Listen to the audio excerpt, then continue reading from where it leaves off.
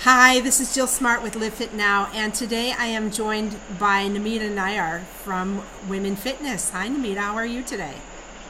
Hi, I'm fine. It's great to be on your live TV.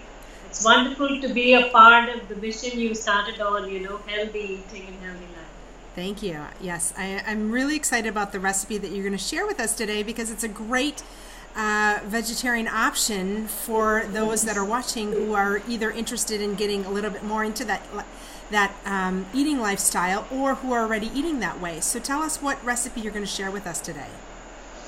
The recipe which I'm going to share is more on the sprouted part of the beans, fried sprouted beans, along with vegetables. And it's a snack recipe which you can always eat as a dinner, main course, or you can have it anytime during the day, whenever you feel, that after a workout you need to have a healthy meal. Mm-hmm. So that's the basic, thing. You can have it any part of the day. Excellent. And so why sprouted beans? Tell us what are the benefits of sprouted beans? Because see, beans by themselves are healthy enough. Mm-hmm. So, but once we ferment them and once we sprout them, the mineral content, the antioxidant content increases, even the water content, Mm-hmm. So that increases, and then it requires less of cooking because you don't have to steam them for longer duration. Those all benefits definitely they add on to it. Excellent. So tell us what are the ingredients in this recipe? What will we be using? So I'll let you know. Because the ingredients is the sprouted bean first part. Mm-hmm. Then we're using curd. Curd for the taste, to give the taste, as well as the milk aspect we're covering in that, the protein again. Then we go on for all the different kinds of seeds and nuts options, which are so much highlighted these days. Right. For the health benefits, the antioxidant benefits. So that's the flax seeds, mm-hmm. chia seeds, pumpkin seeds. You can always use the nuts as well. I mean, mm-hmm. This we didn't add it, but you can always use almonds, cashew nuts. All the benefits you can because they all go with this recipe. Right. Okay. So then there are the onion, ginger, garlic for the flavor. Okay. Green chilies. They all add on to the taste and the flavor. The carrots. But then again, regarding the herbs, we're using turmeric, cinnamon. They all have their health benefits, and I think everybody now knows them. It's everywhere, you can read about them. And then it's only chili powder, nutmeg, mm-hmm. for that smell and the taste, and the olive oil just for the cooking part. Excellent. So a couple questions for you. For anybody who doesn't know what curd is, can you explain what curd is? Okay, curd, I'll once we just ferment the milk, mm-hmm. A certain kind of yogurt only, but plain yogurt. Okay, so yes, curd is very similar to yogurt. And then if you're going to use nuts in this recipe, now do you normally recommend that your clients also soak and sprout their nuts as well for this recipe? Yes, they can. I mean, preferably, that's good enough if they do that. But in case, that's not being done and still we want to add it in the recipe, why not? Go ahead. Excellent. Okay, so how do we make this? How do we do this? Okay, well, I'll let you know that too. So that I don't miss out on anything, yes. Because I just step by step because I'm not doing it practically here. So first we wash the beans and soak them. Mm-hmm. You can soak them for 6 hours or so. Okay. And then tie them down and let them sprout. Okay. If you have a sprouting kit, that's good enough. Okay. Then you're going to blend everything like the seeds which we were using, mm-hmm. then the nuts as well as the sprouted beans and grind them in your churner, Okay. You can use a little bit of curd so that the consistency is thick enough, right. And it doesn't spill out, Right. Just to help to that. Then once it's blended, you can add the onion, ginger, garlic paste to it, mm-hmm. and the rest of the herbs which I mentioned, like the turmeric, the cumin, and nutmeg. Okay. So, once seed, the sesame seeds, we're not adding at this point because we're going to use it as an exterior add-on, to Got the it. recipe. Okay. So once we've done all this, now we're going to bake these balls. We're going to make balls or say cutlets out of them. Okay. Give them any shape, you like. I mean, you can give them a round or an oval shape or a heart shape, whichever shape. I mean, just for a change, just to make it more exciting. Right, right. So, we're going to give them a shape, coat it with the sesame seeds. Okay. And bake it in the oven, preheated oven at 180 degrees centigrade. Okay. And do you usually bake them? Do you bake them on a parchment at all, or do you just do them right on a baking sheet? On a platter, or a baker sheet is. Okay. Perfect. On a platter, yeah.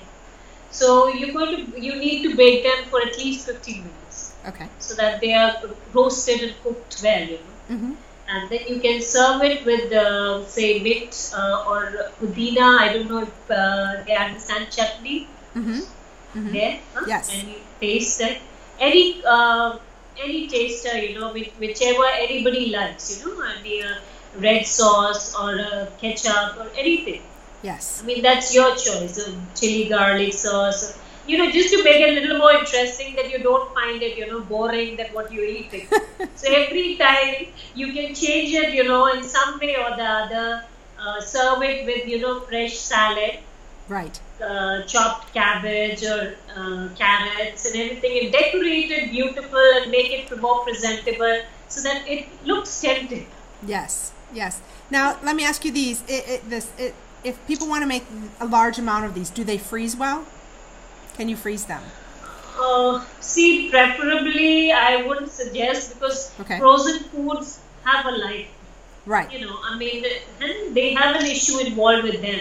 Okay. So, but in case you have a get together or you are on the move all the time or you are working and you want, when you come down home, you don't feel like, just making the recipe, because it involves a good amount of little labor with you. Right. And the other part is that the sprouts will always be available to you. Right. Right.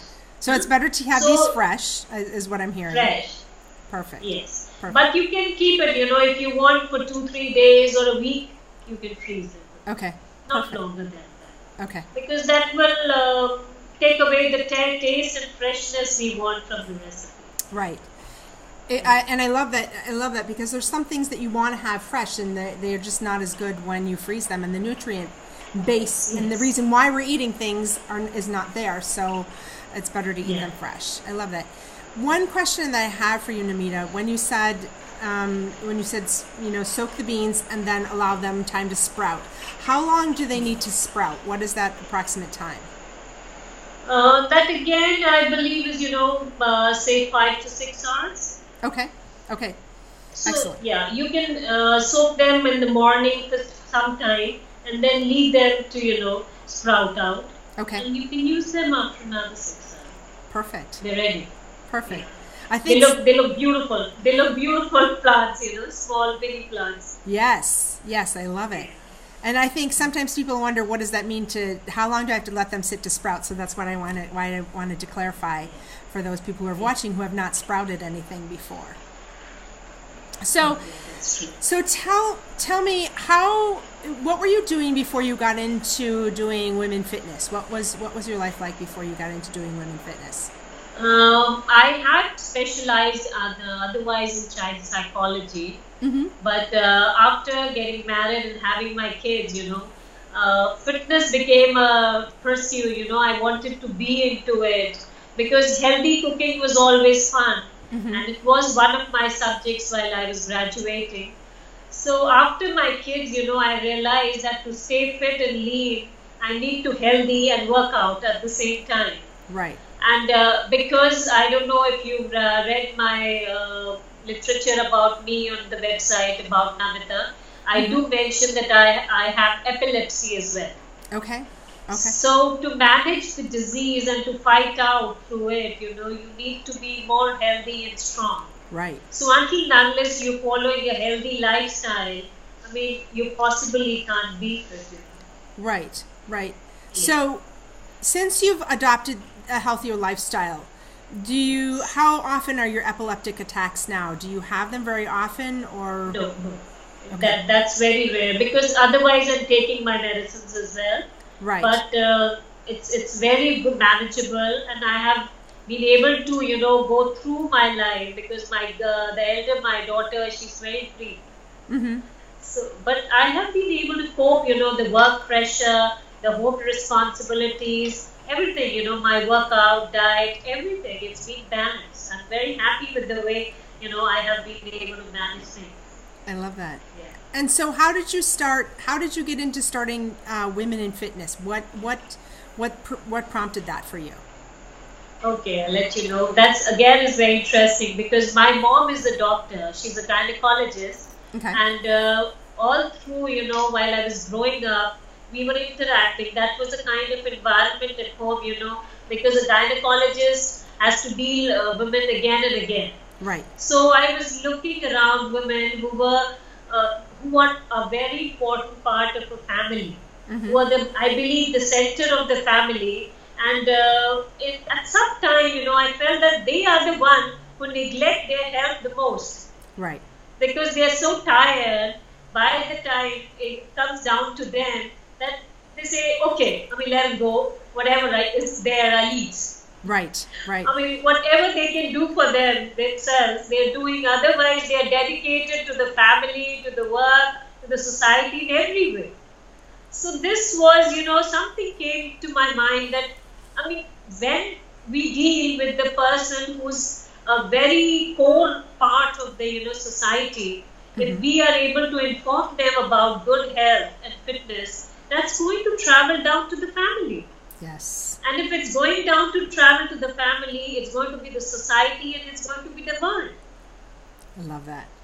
That's amazing. So that's the reason, that women was my main focus area. Mm-hmm. That if we are able to get fitness into them, we'll be able to make a good change around us.